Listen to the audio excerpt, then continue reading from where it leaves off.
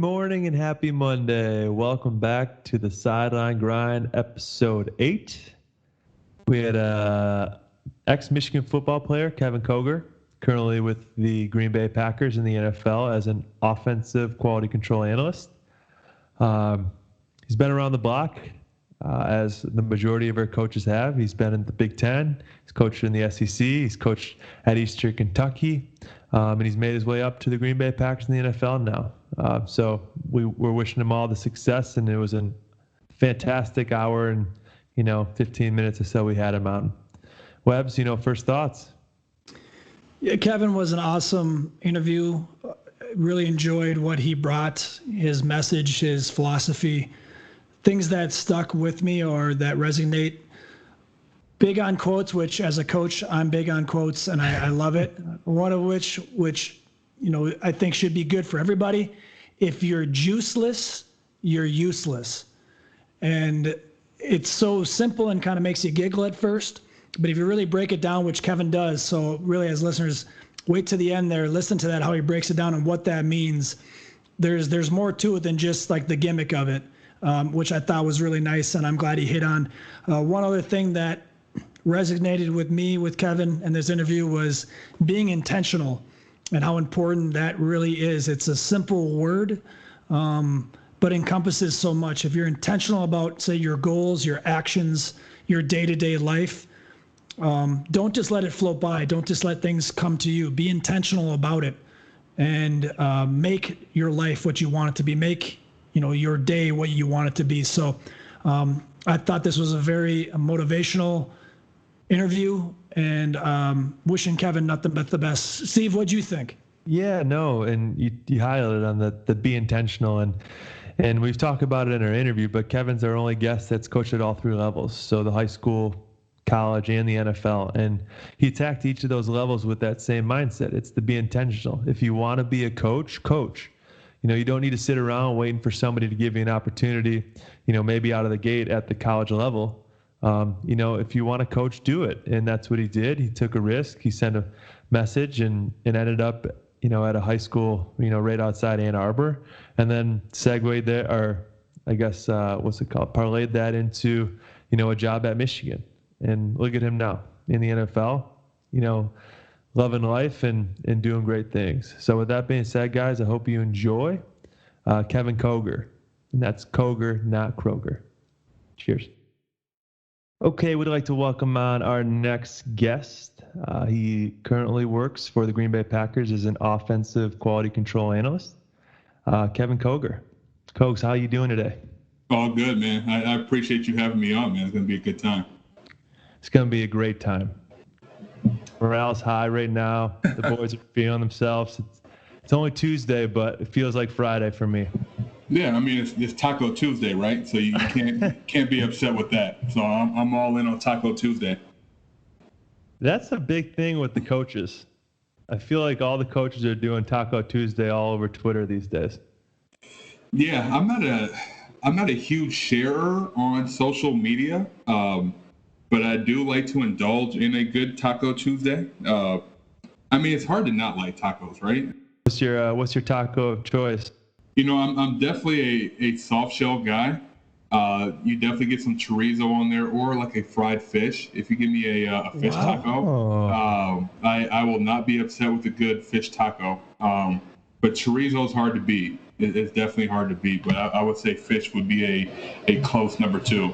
Yeah, I got to ask you too, because this is something that's come up for me when I'm talking about tacos. You said soft shell. I agree 100% on the soft shell bit. Now here comes the real question. Are you a flour tortilla or a corn tortilla? Oh, corn all the way. No, yeah, the original. There's no competition. But the goat of shells is the cheesy gordita crunch from Taco Bell. Now, if you want a taco, the cheesy gordita crunch. Cheesy gordita crunch, man. Undefeated. Yeah. And I'm sure you get the freshest fish in Green Bay. Oh, absolutely. We're right in the bay, so we just pick it out of there and it's good to go. Same day. Oh man, that's great. Well, I hope you enjoy the tacos tonight. We got about 45 minutes of your time. You can get back to it. Sounds good. So, a great history so far. You've been, all three levels, which you're our first guest that's done that. So congratulations. Oh, thank you. Going to Michigan, big time 4-star recruit, top 150 on Rivals. No big deal. But I do want to ask, Roy Roundtree was our third episode. So I do want to ask, who had the better hands between the two of you? Oh, I definitely did. They don't get it confused. Tree was a really good receiver. He caught all these balls and had all these touchdowns. But all of his stuff, he had bubbles and run adjustments. Like, nothing was down the field. Roy was not a down the field threat. He was not blowing the top off by any means. So Roy probably didn't tell you he went to Trotwood Madison, the high school that he went to, was still is a very prominent track establishment in the state of Ohio. Roy was not on the track team, and for a very good reason, because he was not blowing the top off. Doesn't mean he can't catch, but I definitely feel like I have a lot better hands to this day, and we can put that to the test. Tree and I are very good friends, and I feel like he would disagree that I have better hands than him. But my challenge to him would be like, let's get out there and prove it. Yeah, well, any good debate, there's going to be counter to it, which you have to appreciate. But what's different is those guys on the outside, the wide receivers, right? It's just it's them against the DB. Maybe them against like a sub defender, something like that. You're in the trenches there as a tight end there a little bit, or like you're muscling against linebackers and safeties. You're not catching any wide open balls. Like you said, you're not just catching a bubble or like a little swing pass. You're going downfield. You're making contact with somebody. You got to create separation, and and you're catching balls in conflict. So I'm not going to get into the middle of this argument, but I get what you're saying here a little bit. Now I'll give Tree credit though for run game wise. Tree was not afraid to come down and crack safeties and dig out nickels in the run game. Like, Tree was actually a very willing blocker. A lot of those guys were. They took pride in it. It was actually really cool to watch. That's a good sign of a good team, I think. Where guys are really giving it up for each other. No one's above the success of the play. Yeah, absolutely. Definitely 2011. That year it stood out to me. Just coming back to the sideline and Junebug and Tree and those guys. They were counting their knockdowns. They come back and say, "Hey, I have 4 knockdowns already. How many do you have?" And like you said, I think when your wide receivers are taking pride in the blocking in the run game, I think you have a good thing going. Yeah, and that's great. And I guess that's a good step into our first official question is that transition from Rich Rod to Brady Hoke. Rich Rod was such a high-powered offense, so fast. What was that transition like as a tight end? Going to a new offense with Brady Hoke. For me, as a tight end, I was excited because I think the perception is that the tight end gets used more in a pro-style offense, and I had the most catches that I had in my career my last year. And I think that was attributed to me being a senior and me being a little bit more comfortable on the field and becoming a leader and all that goes into it. But the transition was interesting. We were asked to block defensive ends in a more controlled manner than we were with the previous staff with Rich Rod. A lot of times with Rich Rod, we were kind of split out more and asked to block either remove linebackers or roll down safeties or a nickel, as opposed to now you're in a pro style, you're in 12 personnel and you're either the Y or the move guy, and you're running power, and now you have to block a 270-pound defensive end. Yeah, a little bit different. Yeah. It's a lot of bit different, So, but no, Coach McGee, with Rich Rod's staff, he did a great job with me just in terms of developing us as tight ends in the run game and blocking. Even though we didn't block as much with them as we did with Brady. But when we were called upon, when our number was called with Brady, we were prepared because of what we had been taught. But I definitely felt a little bit different on Sunday mornings, waking up blocking 270-pound DNs from Northwestern that I did previously.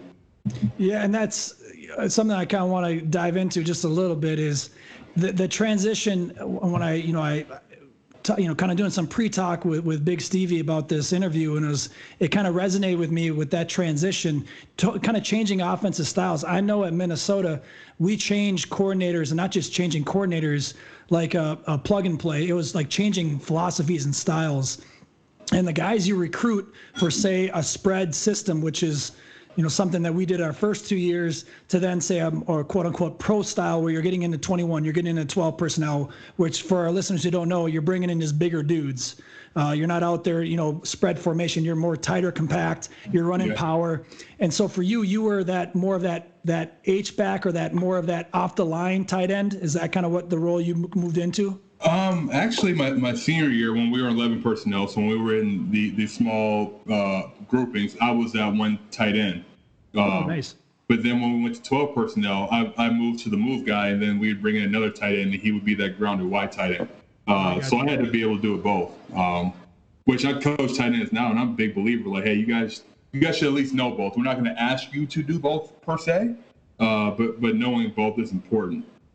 Oh, 100%. I mean, the more you can know, if you can understand the concept of a play, it allows you to understand leverage. Like, why are they asking me to block this guy like this? Why am I supposed to, why is it so important for me when I'm off the line of scrimmage? Why is it so important for me? Or say I'm backside cutoff, or whatever it may be, how important that is, understanding where this play may go. It may cut back all the way back to you. So it's so important for you, if you're going to lose the guy, lose them behind you, not in front of you. Just little things like that I think, like you're saying, if a player can conceptualize the play, it allows them to be better. Yeah, absolutely. And I think too, just going back to your point a little bit earlier, I think you'd be surprised if you go back to that 2011 season. I think we were more spread than people were led on to believe, because of our personnel, mainly our quarterback and Denard. I think that first game, we were, and I think that first game was Western Michigan. We got rained out, actually. But if you watch that Notre Dame game, I feel like the shift came then. You watch that Notre Dame game, the first three quarters, but we really couldn't piss a drop. I think it was 24-0 to start the fourth quarter.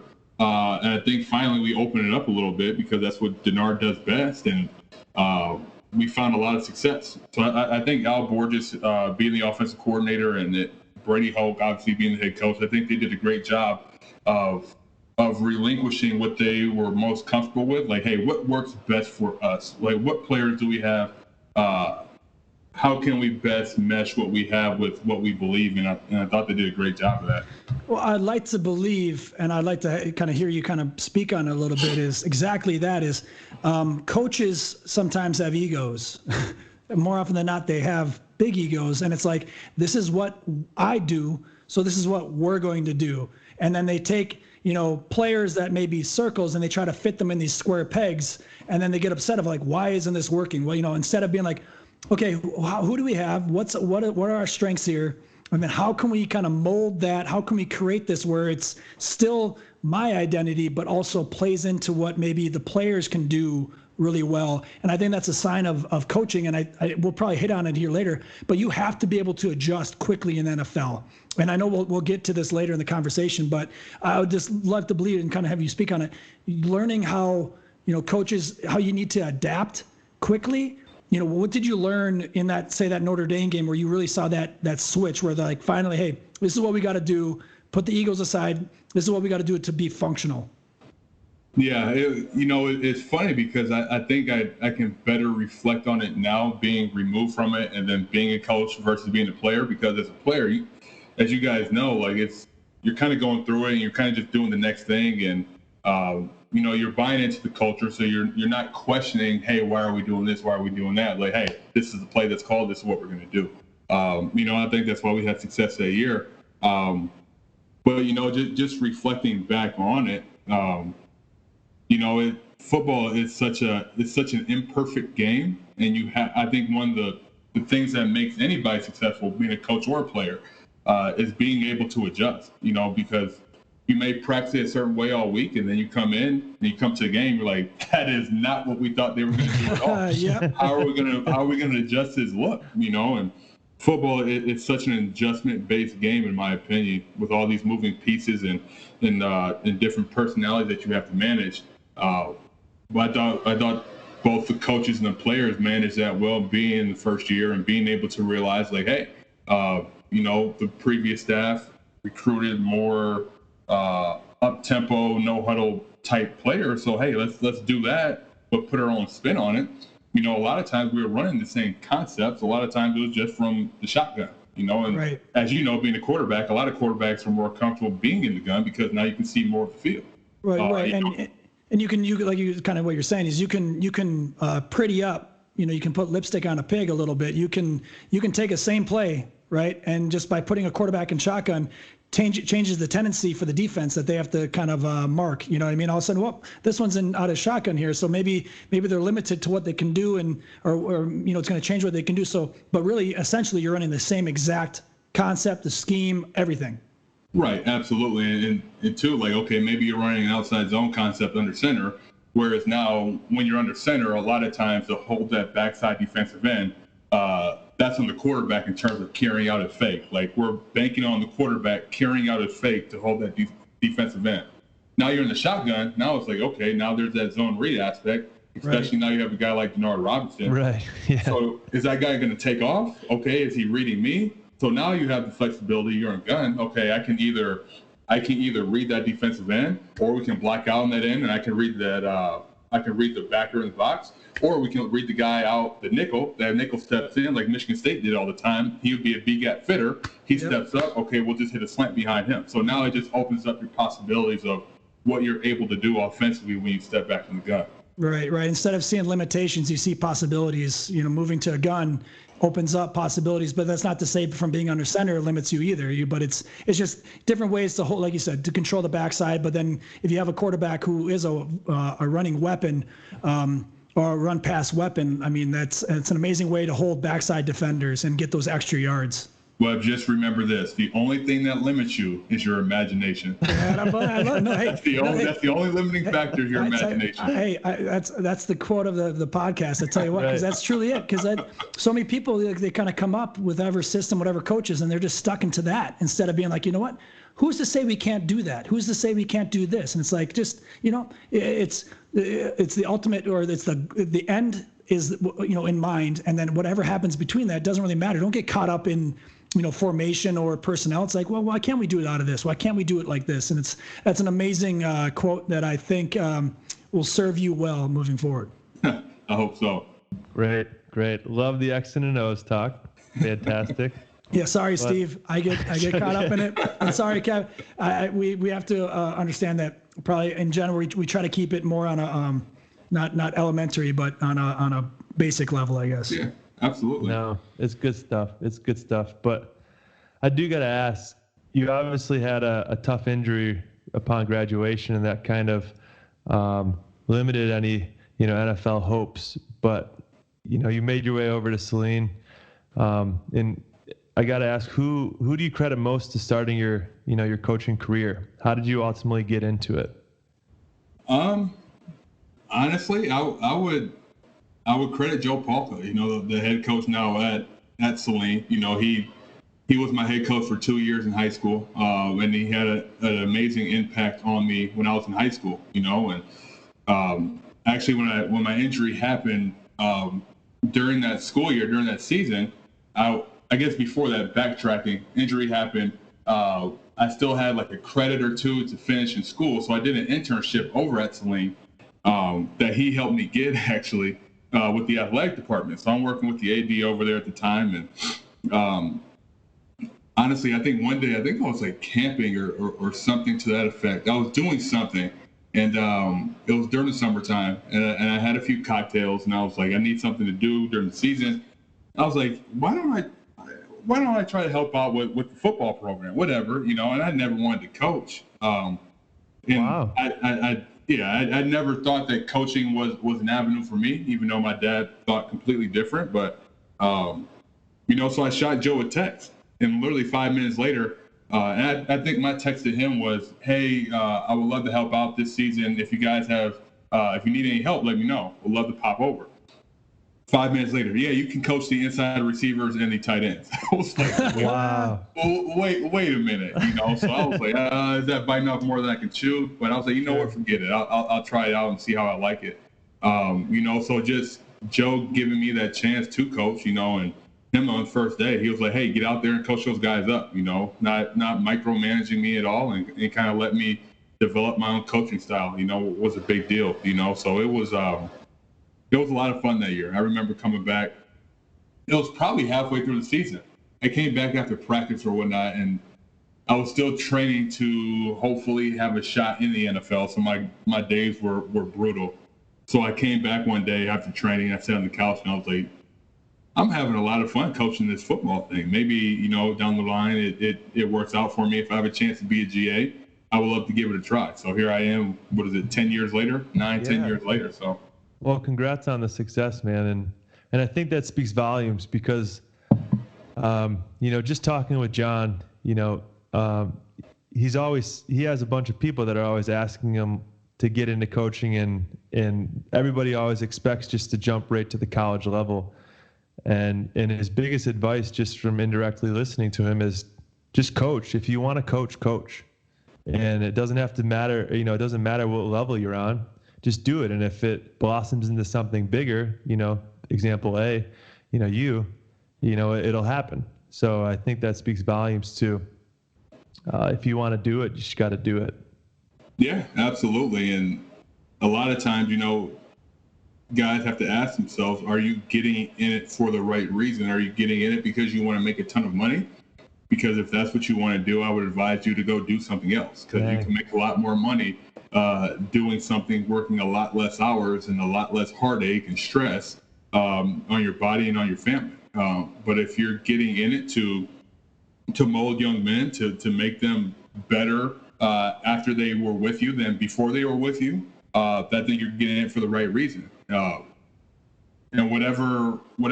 Now my advice would be the highest platform you can coach on, get there and stay there, whatever that may be, because it just makes life a little bit easier. And it's fun coaching really talented players and coaching with really talented people. But if you have to start at the high school ranks, there's nothing wrong with that. There's a lot of really good high school coaches that could probably coach in the NFL, but not everybody wants that for themselves and for their family, So it's all about what you want, and if whatever that may be, just go there and go with it full throttle. And Kevin, you brought up, or you said something that resonated with me, and I kind of want to hit on it one more time or bring it up, is the most important thing that you did. And, with Steve talking about what is his brother, he's hearing all this stuff, like, how do I get into coaching? Like, what do I got to do? You took action, right? It wasn't like an extreme action, but you sent out, it may have been just a simple, hey coach, I'd like to help out, but you took that action, right? So your path didn't happen by accident. Like, you took a step, you weren't waiting for something to fall into your lap, at least at that point, right? Where it was something that you actively sought out. And I think that's something that is very important to hit on, because I think so often people are wondering, well, I want this, I want to do that, whatever, insert any type of dream or goal you may have. But then when you get down to it, when you break it all apart, are you taking the necessary steps to it? And the first one is truly that, reaching out, getting outside of your comfort zone, maybe realizing it might be something you don't want to do, you don't know yet, but you put yourself out there. So I commend you for that. And I think it's a great lesson for not only us through this podcast, but also all of our listeners. Like, you got to take action, and you have to put yourself out there to get anywhere. So I think it's awesome. So congrats on that. I appreciate it. And a piece of advice I would just, not even for football or just in general, for anybody throughout their career or whatever they're trying to do, just be intentional.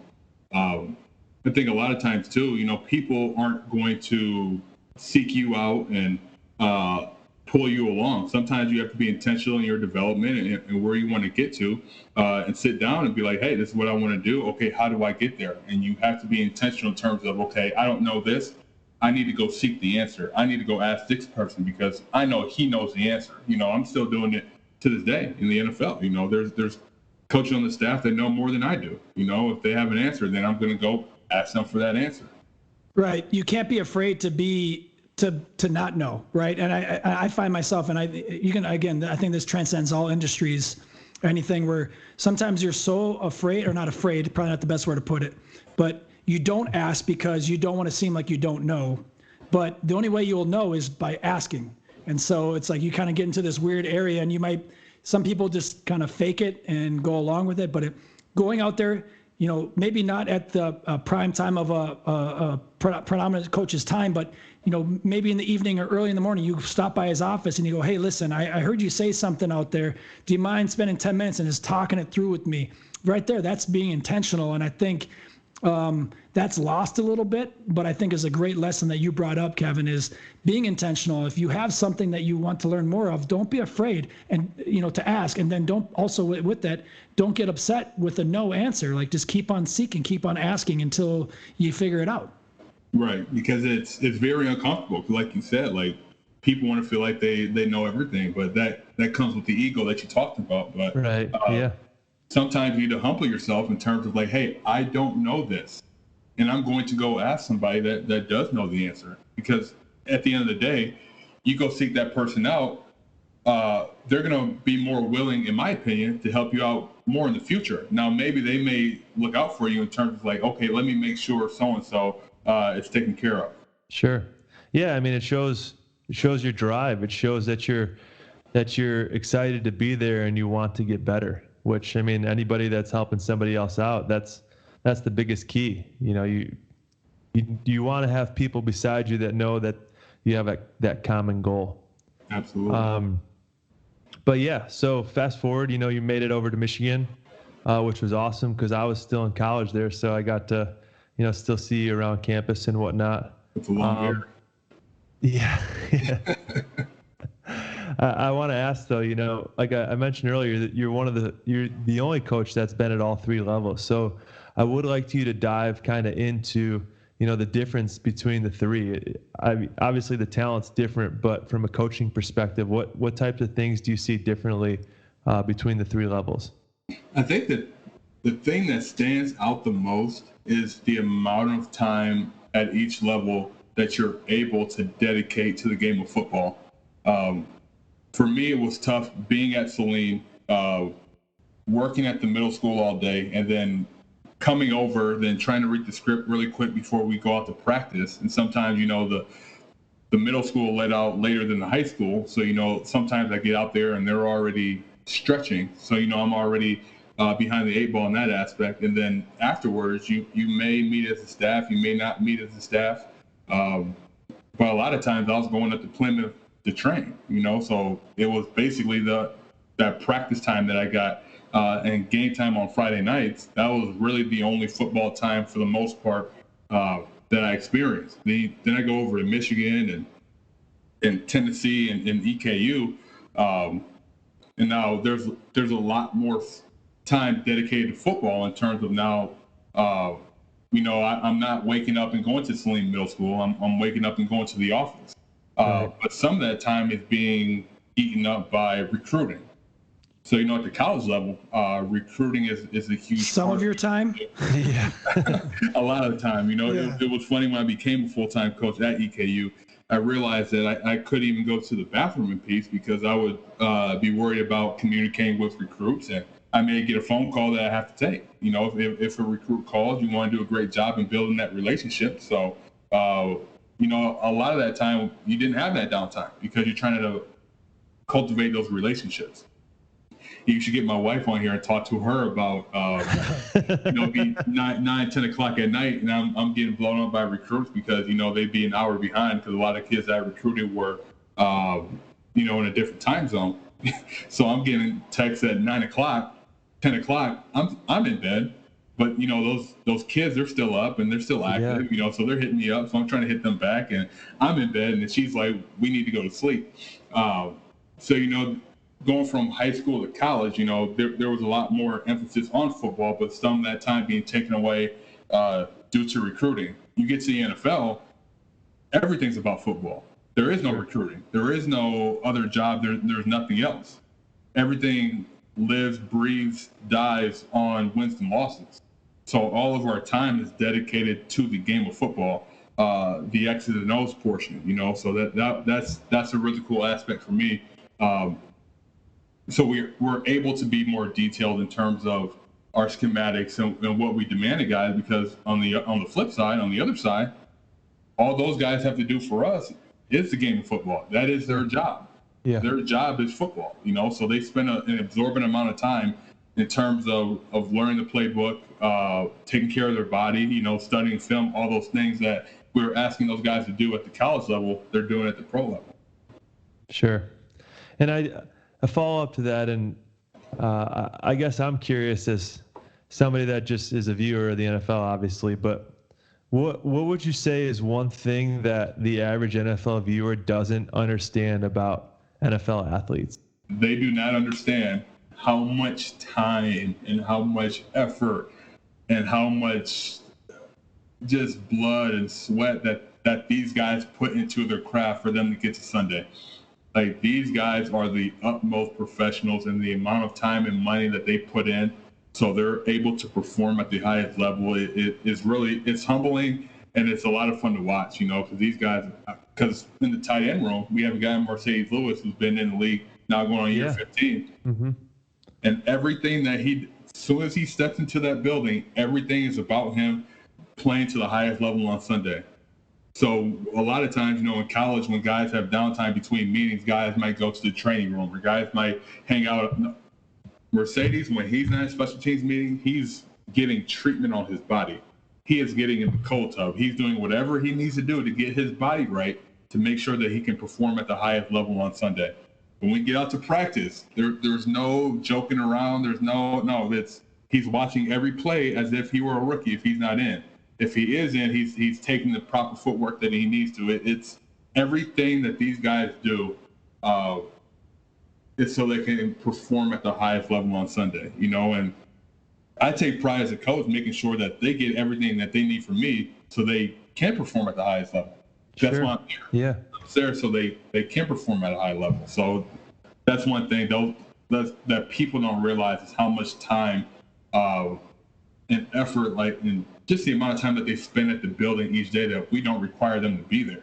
Guys are there after meetings, getting treatment, watching film, conversing with one another, team building, all that stuff that people don't see. It's really eye-opening.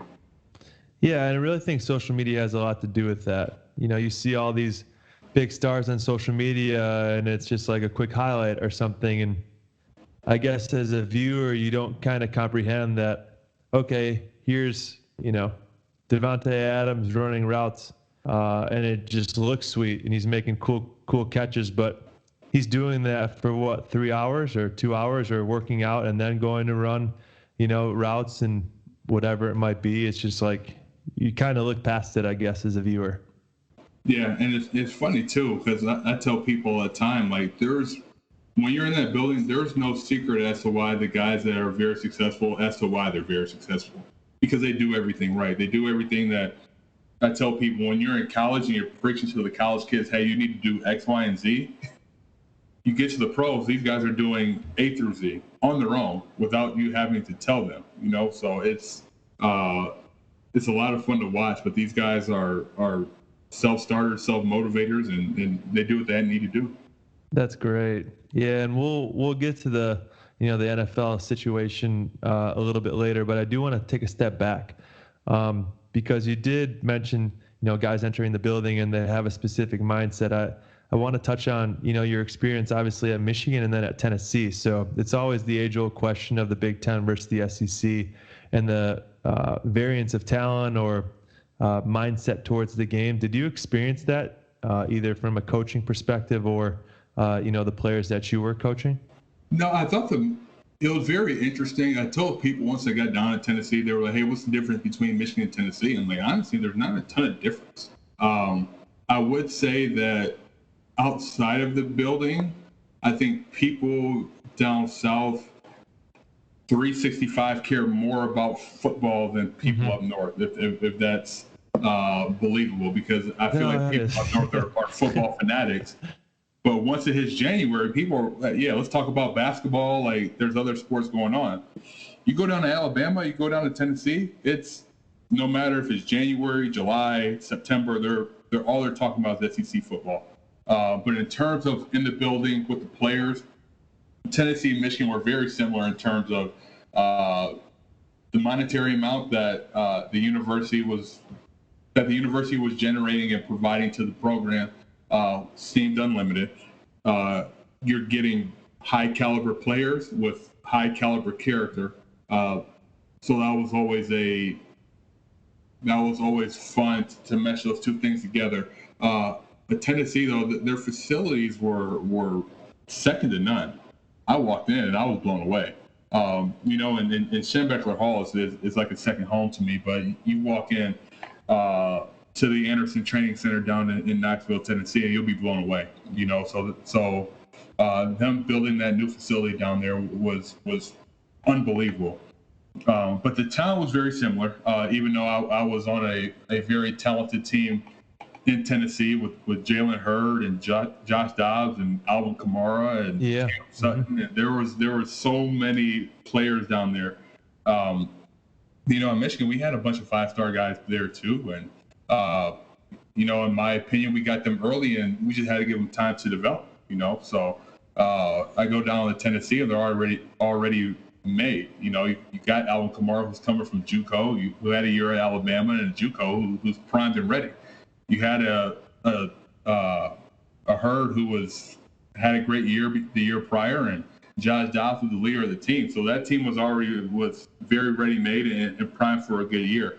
But I think top to bottom, SEC has better talent. I think it's hard to argue that. Me being a Big Ten homer, it's hard to say that. But I think if you look from top to bottom, the caliber of teams and the caliber of talent you're playing in the SEC, I think it's better top to bottom than the Big Ten, unfortunately. But that's, in my opinion, that's the way it is.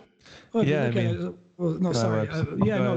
it's geographically it makes sense, right? I mean, a lot of the players are coming from the southern half of the country. I mean, or in the coast and stuff. You just see where players, and that's not to take away from Ohio. That's not to take away from, other states that are still producing good talent, but when you have people in your backyard and you have a name like Tennessee or a name like, it's easy like Alabama, if you're a capable player, you're going to go there. You don't need to go, up to Michigan. You don't need to go up to, they can still pull them at Ohio State. But Ohio State might be that one team where, in the Big Ten that has maybe the in, year out caliber type of players that can compete. But I agree with you.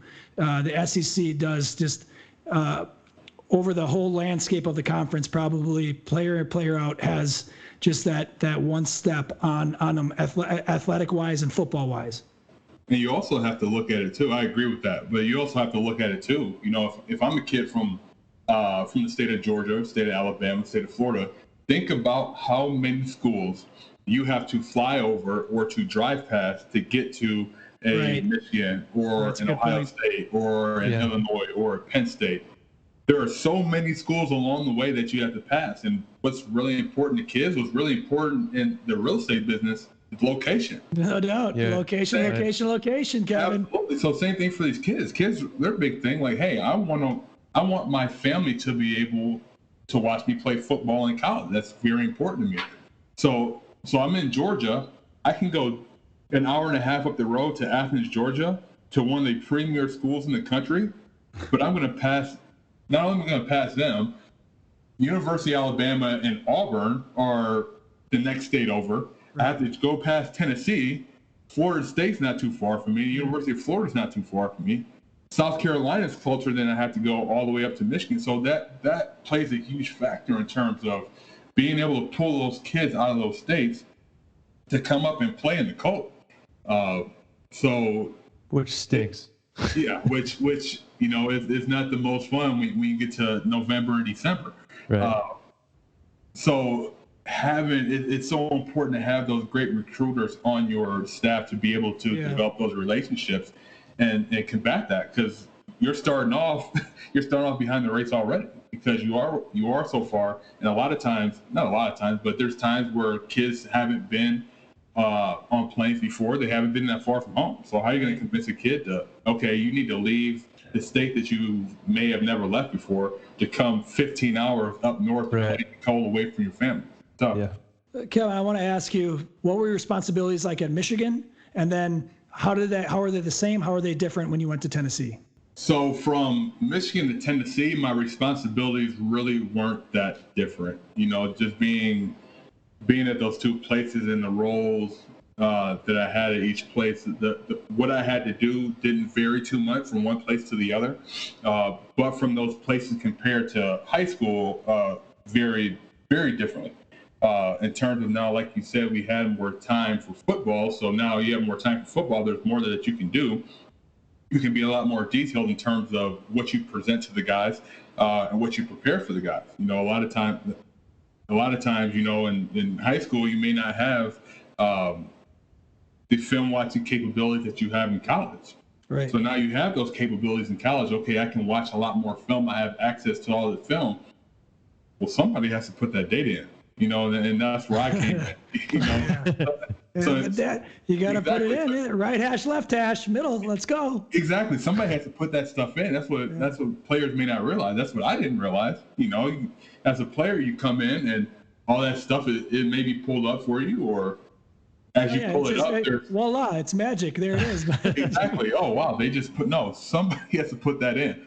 So as a GA, that's what I did, was a lot of data input, a lot of card drawing. So what I was ignorant to as a player, what I learned as a GA. So when there's a scout team, the scout team needs to know what to do. Right. So it's not just telling the scout team what to do. Like I said, there's a lot more time, so you're a lot more detail. So you're drawing up cards. So literally, like you get a 8.5 by 11 card that have 5 linemen on it, and you literally draw in the offensive formation, and then you flip it around. And you draw in all 11 guys on defense and all their assignments on this play and what they have to do. So you might have 50, 60, 70 cards in a practice that need to be drawn. You're not drawing all those yourself, but you're contributing to drawing those cards so the scout team guys know what to do. So they're not just out there just running around like a chicken with their head cut off. And God forbid if you draw the wrong look that the coaches didn't want for that particular play. Oh, absolutely. And it's funny too, because as a GA, you're like, oh man, like I may have messed up one card, get off my back. But now, when I was a position coach, those reps are so few and far between. Yeah, so crucial, right? They're so crucial, and you're like, I need this look because I need to see like a resemblance on how the defense may react, if it's going to work. And if you don't get that look, that may be your only rep of the week. Right. So those reps are so important.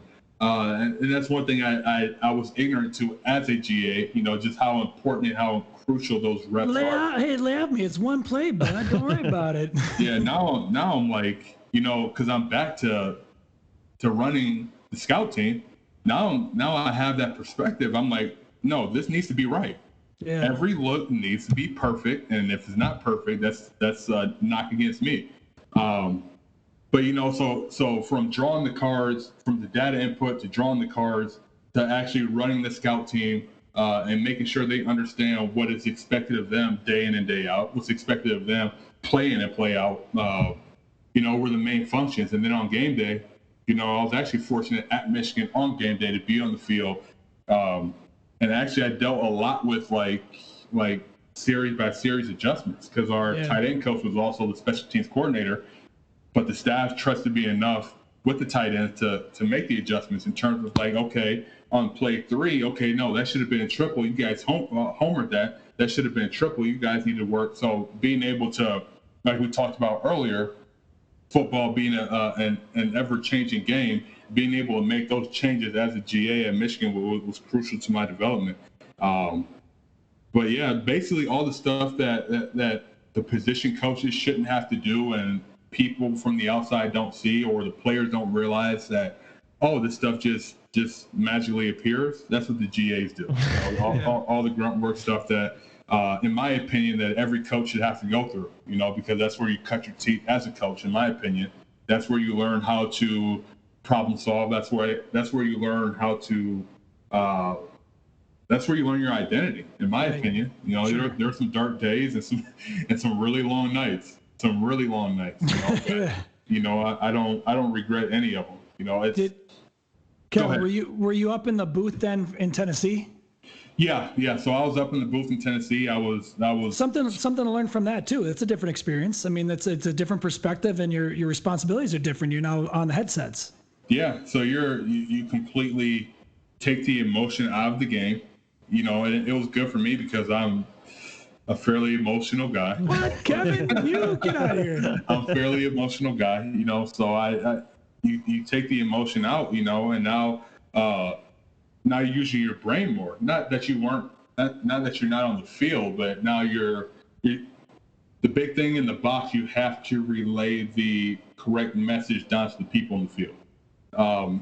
So it's harder on the field. It's hard to see on the sideline what the defense is actually doing if you're on the offensive side and vice versa. Sure. So the job of the people in the box are to relay the message, because now you have a bird's eye view of exactly what they're doing. So now your job is to relay that message down to the people in the field. Hey, this is what they're doing. This is what they did. This is what we're getting. So it was definitely a more tactical approach in the box versus on the field. So it was definitely night and day. Sure. And it really puts in perspective, the grind being a coach. It's not all glamorous as some may seem. But I do want to, fast forward. We've talked a little bit about Eastern Kentucky, and you were there for 3 years, and you kind of went through a unique experience. It's what every first-year coach kind of goes through, I guess, or at least has the mindset about, is turning around a program. But you kind of experienced that in 3 years. You started out, I think it was 3-9, and then 4-8, and then your last year there, you were 8-4. What type of stuff do you contribute to a turnaround, within a college program? Oh, oh man! Feel free to say a good question. That'll make me feel good about myself. Every coach is waiting for this answer. If you got this golden answer, the golden ticket. Those 3 years were some of the hardest and most rewarding years of my short so far coaching career, man. What goes into it? A lot of hard work, just and patience. That's the one thing, and that's kind of, I'm talking on both sides of my mouth, because you say it takes patience, but a lot of times the administration, they want to win right now. Yeah. So you have to have patience, but at the same time you have to produce results so you can keep your job. Right. You say all the time, you get into the business to change the lives of young men, but in order to do that, you have to win football games, and you have to win enough football games so you stay around. So what goes into a coaching change? What goes into changing a program around?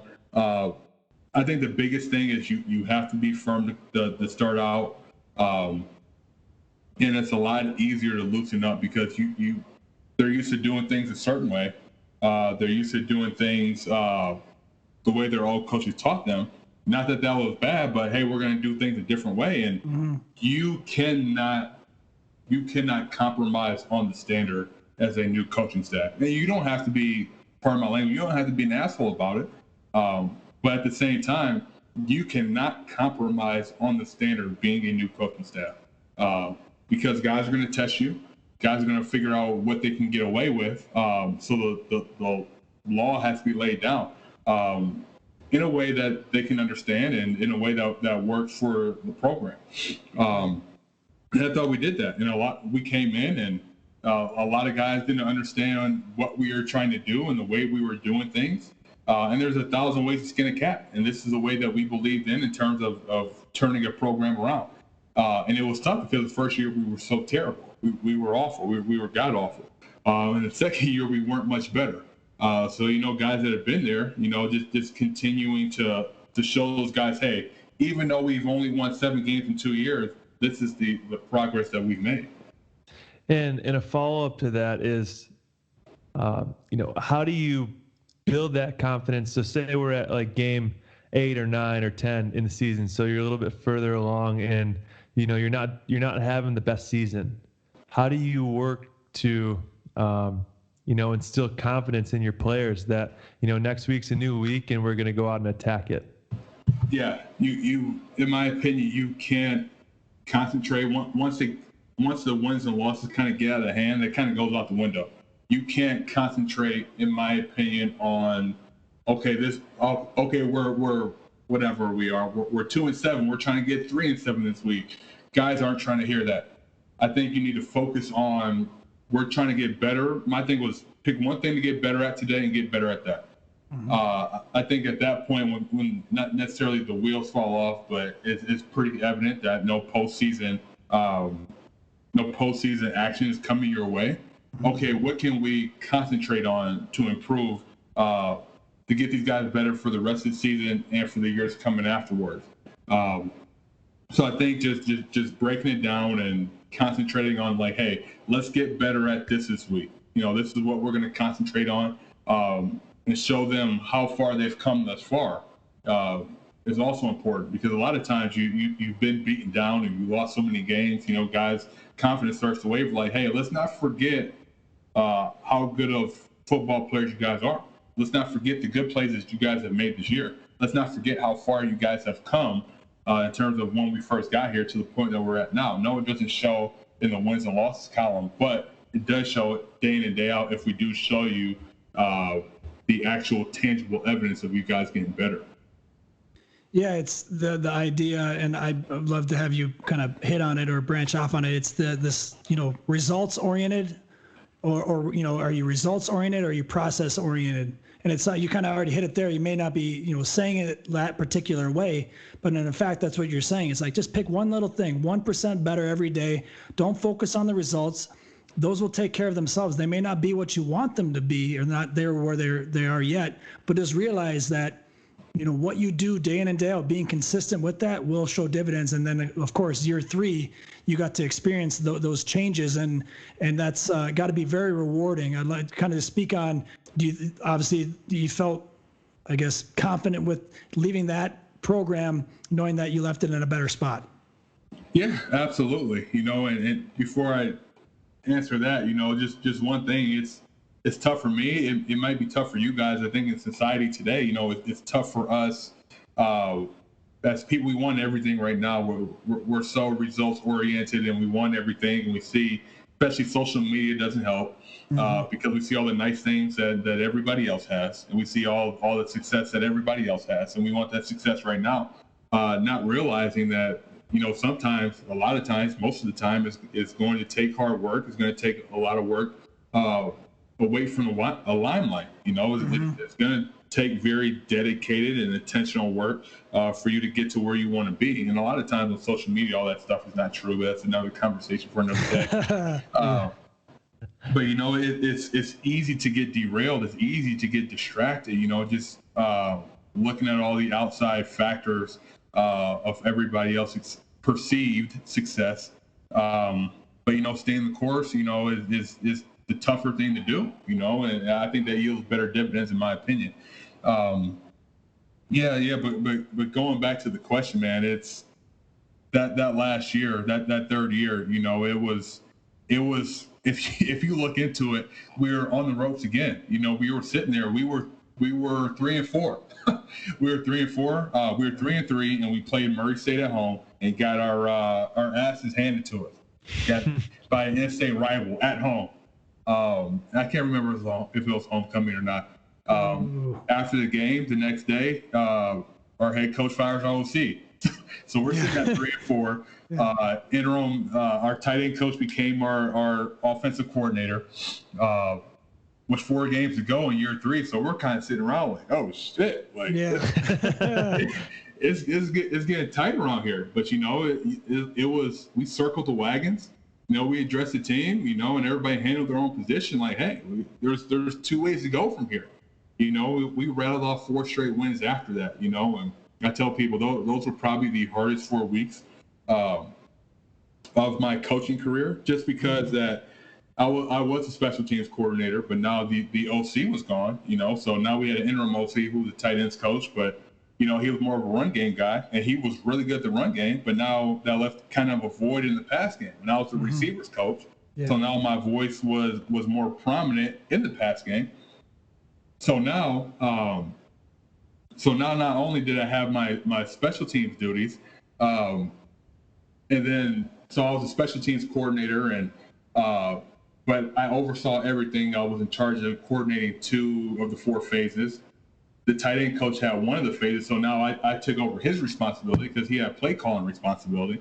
So now I took on more special teams responsibility and more pass game responsibility, which was good. You know, I relished it, and the head coach was like, "Hey, like if this is too much, let me know." I was like, "No, we No, 4 verticals, coach. Yeah. Coach, just call four verticals. It's never too much, you know. And I didn't sleep a lot those 4 weeks, and you know, we grinded through it, and we won 4 games straight, you know. So it was all worth it, you know. So a coach at Michigan always told me, he said, you never know when you work too hard, but you always know when you didn't work hard enough, you know. So I was ready for the challenge, and we made it work. We won some close games. And the last game of the season, we won by like 21, 24 points, you know. So it was a very rewarding 4 weeks, and I'm confident that when I left the program that I left it in a better place than I found it. You know, I still talk to some of those receivers to this day. You know, I talk to a lot of those coaches to this day, you know. So make some special bonds at that place. But that last year was it was definitely a roller coaster ride. The wheels definitely could have fell off, but it's a testament to the coaches and the players on that at that institution, you know, to do what we needed to do. And you know, obviously, it got you to where you're at today, which, you know, big jump, but a fun jump. I do have a question, and you've touched on it a little bit. You know, just with your GA duties, and now when you got to Green Bay, you know, you're kind of running the scout team. But do you mind kind of explaining what a quality control analyst in the NFL consists of? Yeah, absolutely. I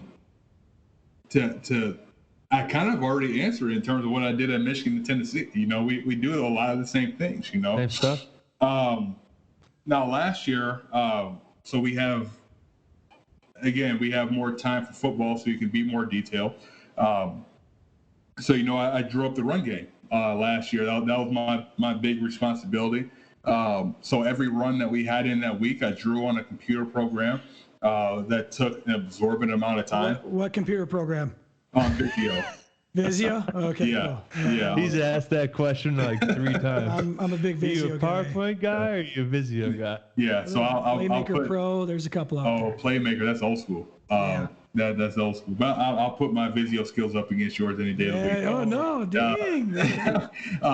But no, so I drew the run game on Visio, and that required a lot of time, a lot of long nights. But yeah, I drew the run game on Visio. I broke down stuff on Exos on our computer program. I drew scout cards. I helped assist with the scout team. On game day, I broke down coverages on the sideline. I wrote down the plays that we were running. So guys on the sideline had a reference sheet if they needed it on stuff that we ran and what coverages they were running to what we already ran. You know, so a lot of stuff that I was doing with Michigan and Tennessee kind of prepared me to be a quality control in the NFL. But now it's just more, like I said, more time. So there's more stuff that you can do. So it's much more detail. Do you sit in a particular position group at all in Green Bay? Do you focus in on particularly the tight ends at all, or any particular position? Yeah. So when we go to meetings, individual meetings, I go in with the tight ends. But I'd help everybody out. Like sure. I've done stuff for the quarterback coach. I've done stuff for the offensive coordinator. I've done stuff for the O-line guy. So I tell guys, like, I'm there for them. I'm there to make your job easier. So if you need something done, put it on my desk and it'll get done in an efficient fashion. Nice. Well, with those Visio skills. Oh yeah, absolutely. No wonder why you're so efficient. It gotta be. You know, it's funny because there's something that needs to be done. Not a lot of times, but stuff goes awry and like, hey, this needs to be done. But I will give a shout out to my guy. He'll probably never hear this, but Jason Vrabel, who's now the receivers coach at Green Bay, and his Visio skills are better than anybody's that I've ever seen. Like this guy is a freaking machine.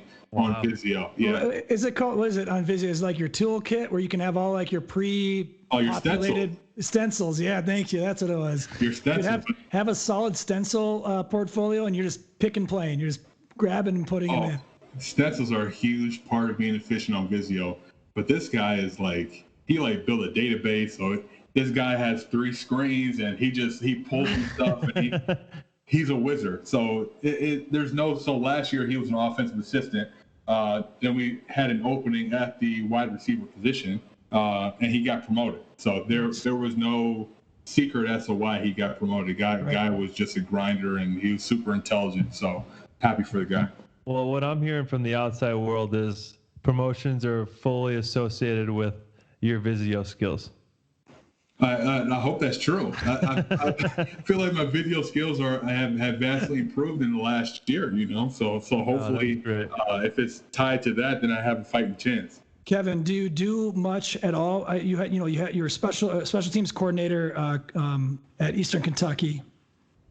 Obviously, I would assume growing up or coming up, even at Michigan as a player, you had roles in the special teams world, so it was nothing new to you. But you take on that coordinator role, which is a big responsibility. You're not only working with offensive guys, defensive guys, and then also the special teams specialists, the kickers and punters. So do you do any of that? Do you work in that realm at all with Green Bay? Yeah, so whenever those guys, so it's probably more so during camp than the actual season. Well, the season I'll help out with special teams, like on the scout team. So like, hey, we need somebody with the back end guys on kickoff return. Mm-hmm. So I already knew, okay, we go to scout kickoff return. I had the back end guys, so I would automatically run and I have my book, and I knew like the guys that I had, they knew to come to me. Scout punt return, I would help out with that. I would take one side, another coach would take another side. In camp, when you did more drill oriented stuff, I would help out a lot more in terms of I would go to either the quality control on special teams or the assistant guy or the coordinator. They'll grab me at some point during the day, say, hey, this is what we're doing today. This is where I need you. Here's a drill. Here's how it's operated. Do you have any questions? So usually during camp every day, I had a special teams drill that I was helping out with. So being a former special teams guy, I told them too when I first got there, it's like, hey, I love special teams. I would love to learn. If you guys need anything from me, don't be afraid to use me. So I love it. So it's been good. Big can-do attitude. I do have a question about Matt LaFleur and just being with the Packers last season.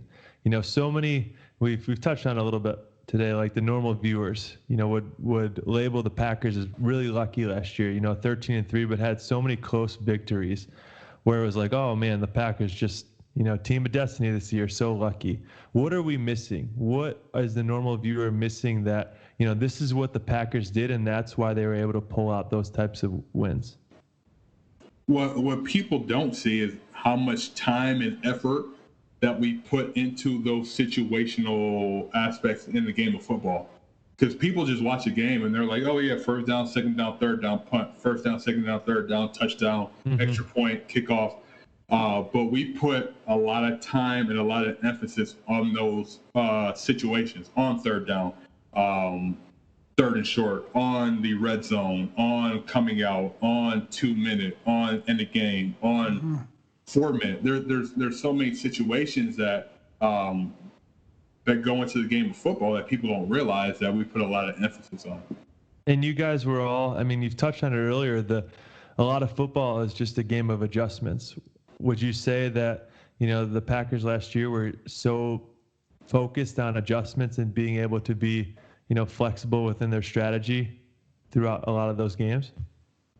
Yeah, absolutely. And I think the players led to a lot of us being able to be flexible and being able to adjust because, in my opinion, we had a lot of smart football players, a lot of guys that were able to handle a lot on their plate. So if we were in the game, like, hey, we need to do X, Y, and Z, they're like, coach, I got it. And they were able to go out there and execute. So I think a lot of that can be attributed to the players.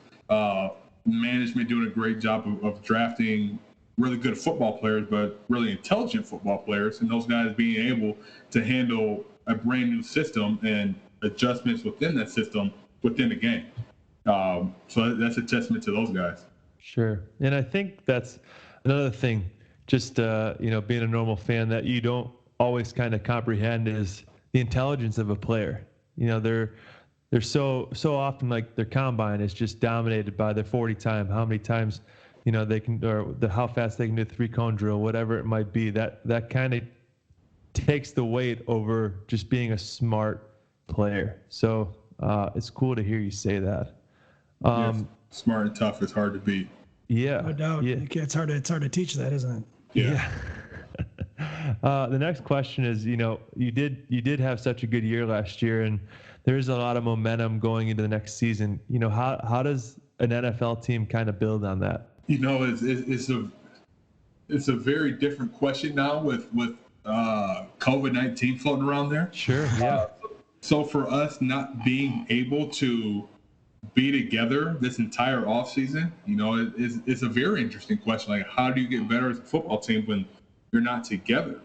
So my answer would be just taking it one day at a time, sitting down and troubleshooting, okay, we're not together, but what can we do for these guys and with these guys to become a better football team, and for us being the second year in the system, being able to dive even more into the intricate details of certain plays was crucial. Being able to pre-record videos, hence why I have this fancy little microphone. Yeah, we appreciate that. Yeah, absolutely. But being able to pre-record videos for guys to watch, and those guys, because if you're in a meeting, guys are writing down notes and they may have missed a thing or two that a coach may say.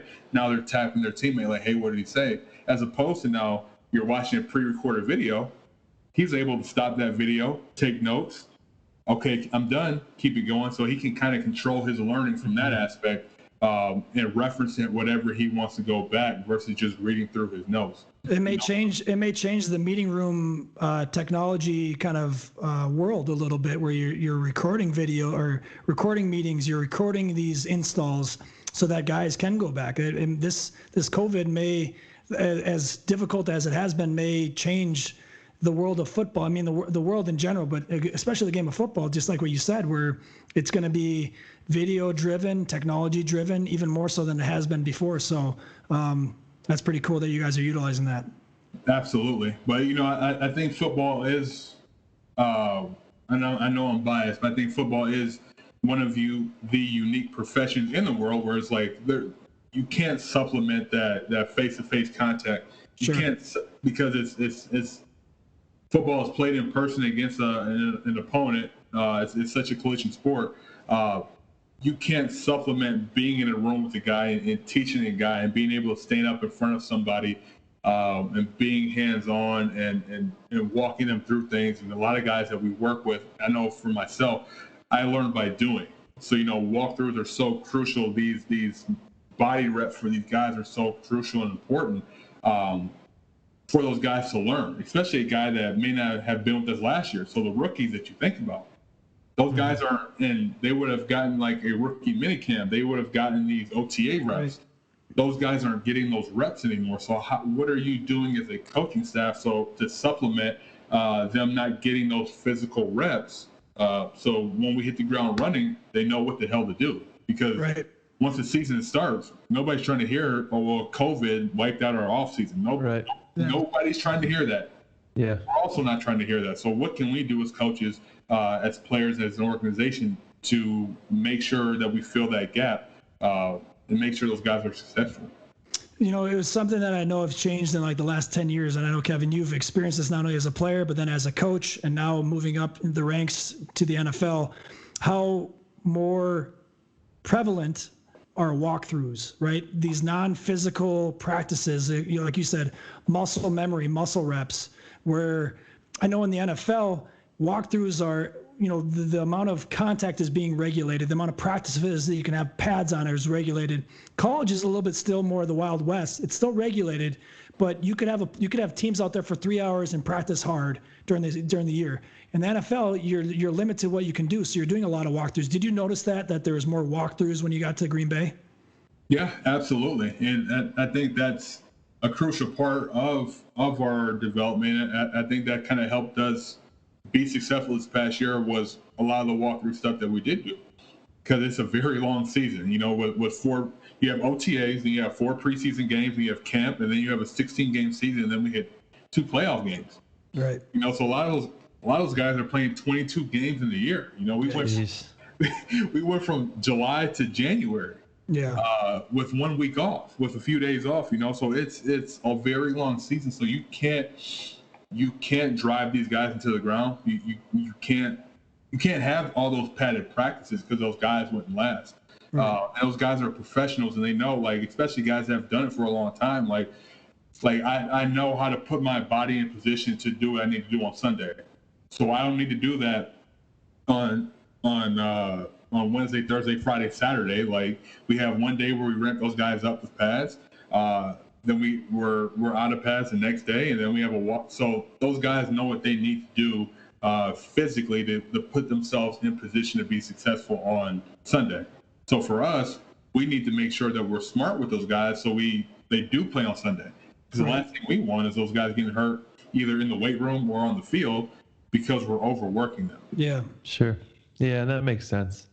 Okay, well, we have a couple more questions. That's okay. More philosophical. Yeah, no doubt. That's okay. I do want to go with, who, in all your stops, who's been the most influential coach that you have kind of become a mentee for or a mentee of? Man, I don't. That's tough. I don't know if I would specifically go with one guy.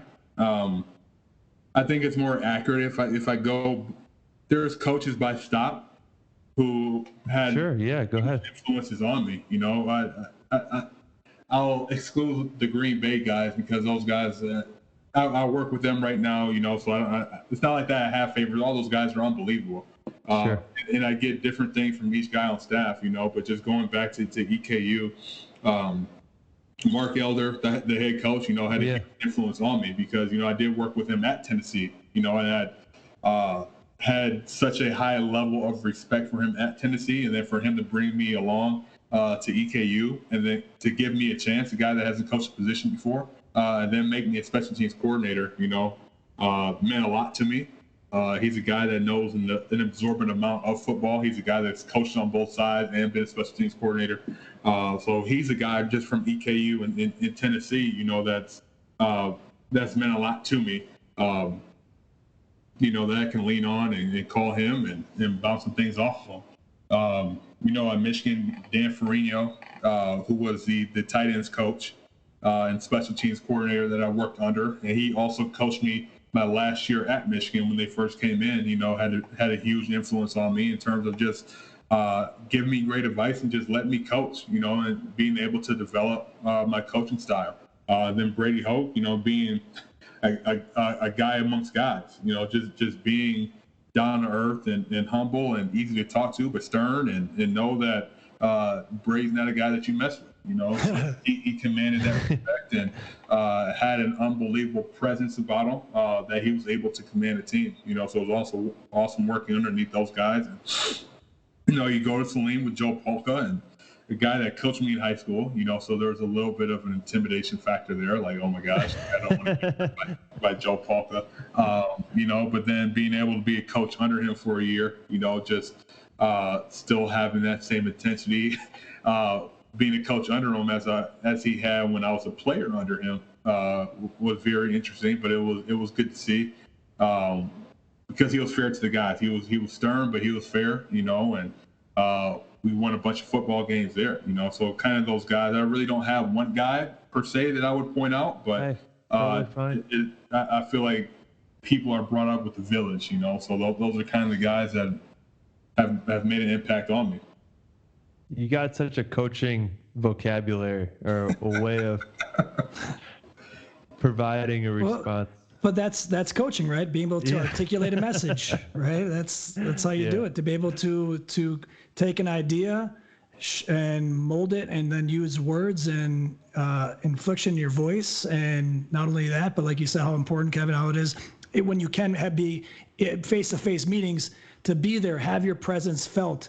That these guys know not only one, what you're talking about, that you want them to succeed, and that you hold them accountable. I mean, I think in all levels, whether it's high school or even all the way up to the NFL, where you're coaching the best of the best, and these guys who may be 15-year vets, they're still going to look to you as a first-year quality control guy, but still look to you, be like, okay, he's got my best interest in mind. He knows what he's talking about. Okay, I'm going to listen to this guy. Yeah, I think the most important thing, I had it written on my board at EKU, but the most important thing, whether you're teaching or coaching, the most important thing is to be understood. It's not about what you know. It's not about the places that you've been and the guys that you've coached. It's all about, can you relay the message efficiently and concisely to the guys that need to know it, and then can they go out there and execute the assignment? So the most important thing is to be understood. And you've hit on quite a few good quotes, but I'll ask you, is there one that has stayed with you? I know you said you had written that one on the board, be understood, or the most important thing is to be understood. What is something, what's one quote, or do you have a quote that comes to mind that has kind of carried you through, or now, at least in this 2020, resonates with you that you're kind of living by or meditating on or using? Yeah. If you're juiceless, you're useless. Yeah. And and it's funny because people talk about juice all the time. And what is juice? And a lot of people, in my opinion, they misconstrue juice as like jumping up and down and chest bumps and all that. And I disagree. I guess that's a form of it. But in my opinion, like juice it's an intensity about how you do everything from your day-to-day life. How you do anything is how you do everything. How I draw the runs at 1:00 in the morning is how I'm going to go out there on Thursday and coach the guys on scout team. So it's like, so that juice, that intensity about yourself and how you do anything is how you do everything.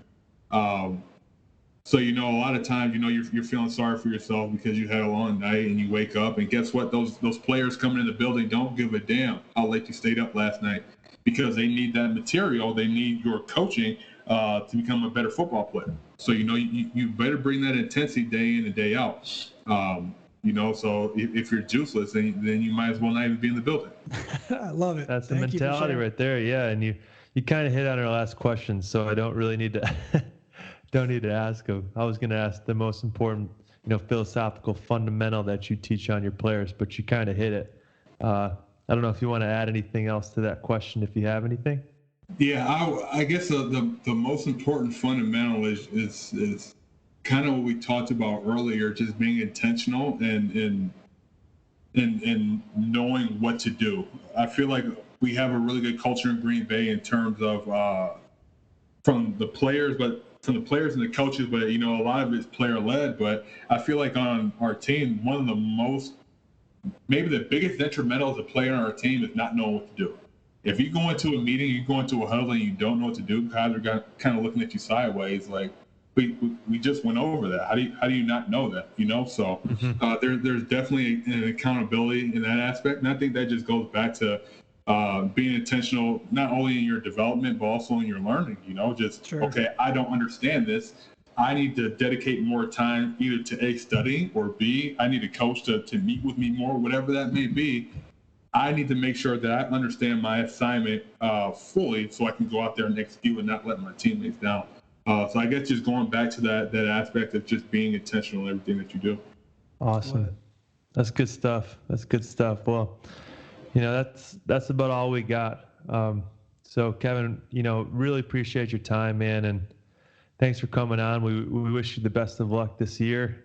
Obviously being from Michigan, Lions fan, but I'm an indirect Packers fan now. Yeah, we definitely appreciate it, baby. And Kevin, just lastly, I know you said you're not, super big on social media, but is there any handles that you want to put out there, anything like that, or are you good, man? No, actually, I'm actually pretty proud of my Twitter handle. Let's go. Come on. What do you got there? It's at Koger, not Kroger. Yeah. There we go. Hey, funny story.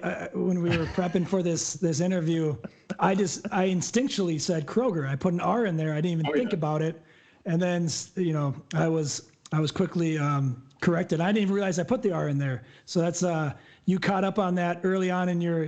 When did you start that handle? When did you start Twitter? Back in college. I think it was back in 2010. I had a pretty weak handle. The old G's of Twitter, right there. I know, right? Yeah. It was way back when. But no, I came up with it kind of on the spot, and I kind of ran with it. But it's funny, like a lot of my closest friends, a lot of my teammates that I consider brothers, they call me Krog. They don't call me Koger or Koger. They call me Crow. You know? So they throw that R in there, so it just became a nickname. Probably because. So my first camp at Michigan, 2008. I'm a freshman, and every time I would go in for probably the first 3 or 4 days, our tight end coach, Calvin McGee, was like, "Is it Koger or Kroger's? Which one is it? Koger or Kroger?" So just playing with me, just messing with me, trying to get in my head. So guys have never, and he would just announce it to everybody. Koger in. Is it Koger or Kroger? So guys have not let me live that down. So they call me Crow, they call me Kroger, they call me Krogis, Krogis. Wow.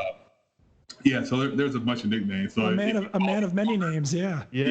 I would not even bat an eye. Actually, I had a professor in college ask me, "Is it Koger? Is it French?" Ooh. Yeah. Wow. Kevin Koger, if you want to get a little fancy. If you want to get fancy, a big night out there. Yeah, absolutely. No, actually, it's Koger. You actually said it wrong. Yeah, so. there we go. That's good stuff. Well, yeah, thanks, Kevin. Man, it's been an awesome hour and a half talking with you. We appreciate your time, big time. And obviously we hope that all this clears up fast. You're able to get back to work in normal capacity, and wishing you and the Green Bay Packers all the best.